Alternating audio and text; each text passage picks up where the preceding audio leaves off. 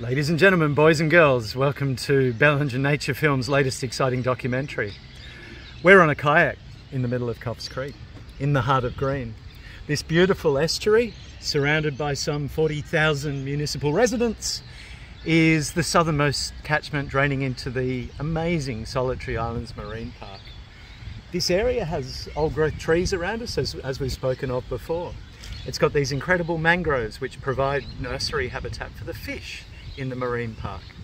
It's got salt marshes that provide habitat for all sorts of rare and threatened species, and in and of themselves, salt marshes are regarded as a threatened ecological community, which is sadly threatened by a lot of human impacts like development, coastal development, and rising sea levels.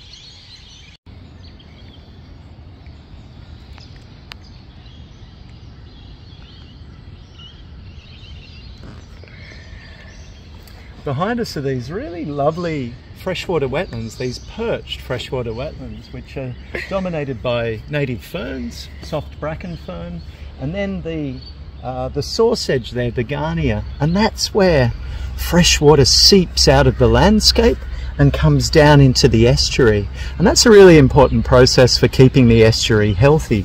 It puts in important organic material and fresh water, and that type of stuff drives the productivity of the estuaries. It keeps them really healthy.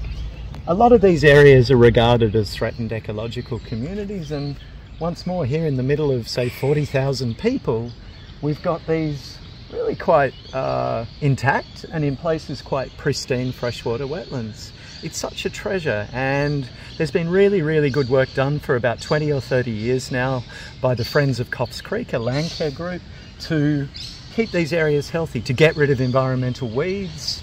And you can see here in front of us where below these hanging wetlands, these freshwater wetlands, we've got mangroves, some of them with hollows, and these dense beds of the pneumatophores that we've covered in one of our previous films. And these pneumatophores help the mangroves to breathe because the mud doesn't have oxygen in it.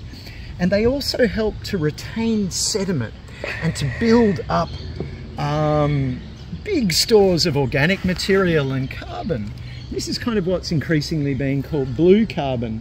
There's a lot of evidence that our wetlands are really important to draw carbon out of the atmosphere and to store it, and to act as long-term banks of carbon. So basically we need a whole lot more wetlands over time, not less.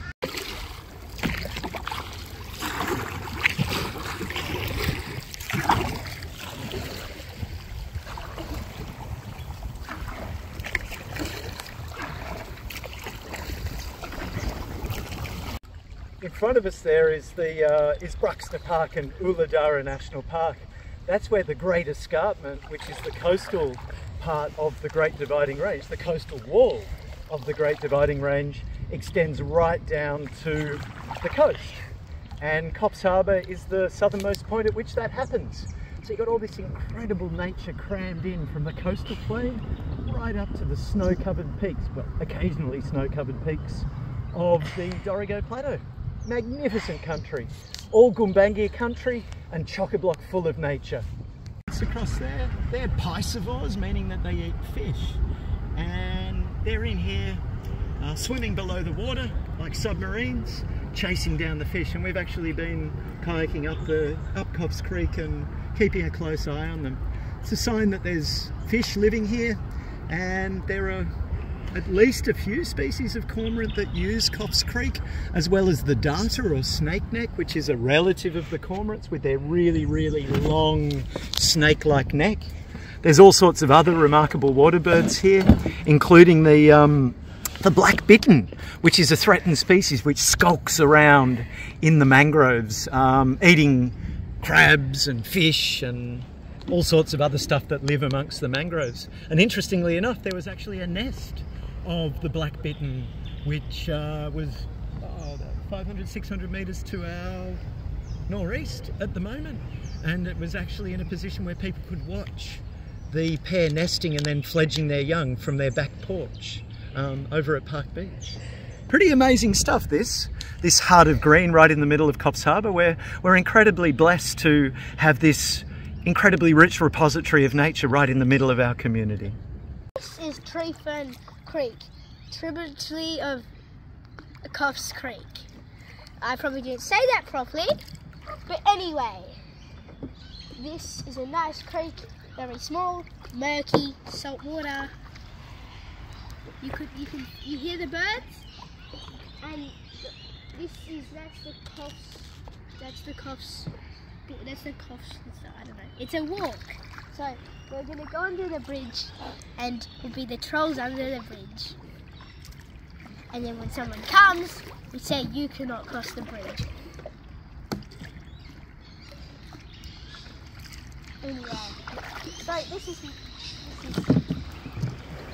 this is a nice place.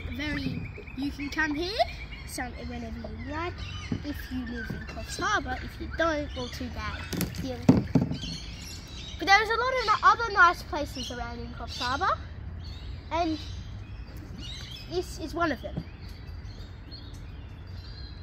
And oh, there, okay. And my dad knows a lot more about this than me because I am only 10 years old. Anyway.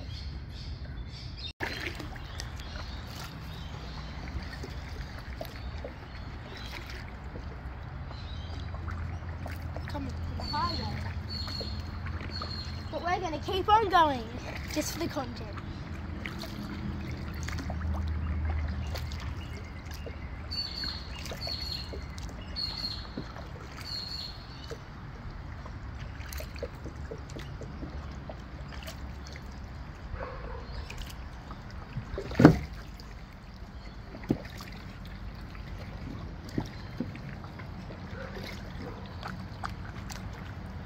Look, there's a tyre. What a surprise. Concrete. Looks like we're getting close to the end. But we're going to keep on going. As I said, just for the fun.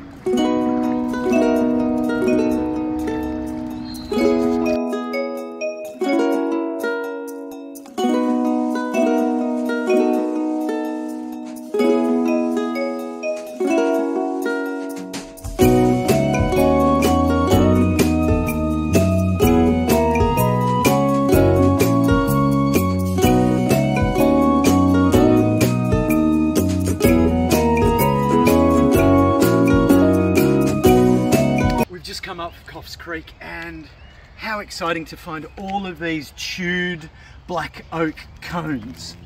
This is the black oak above us here, literally above the creek track in the heart of green. And these have been chewed by glossy black cockatoos. They live for 70 or 80 years, and here they are living and thriving, and they pair for life. Here they are feeding in the middle of Coffs Harbour in these black oaks, and they only eat one other casuarina, Allocasuarina, which is the forest oak. It's astonishing.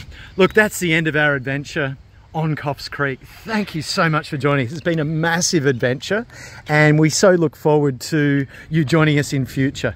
Please do like and subscribe to our channel, like this video and subscribe to our channel, and we'll see you next time.